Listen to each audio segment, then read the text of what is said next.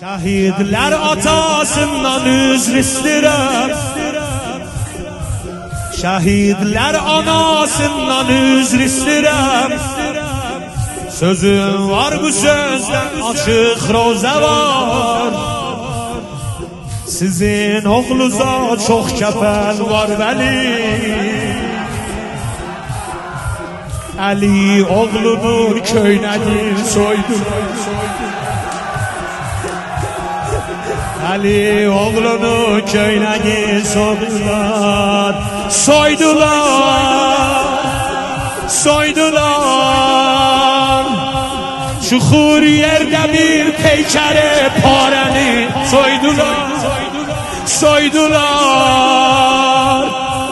Vırıbla yara tiğ ilə yarəni soydular.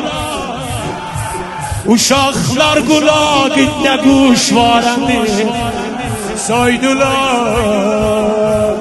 soydular.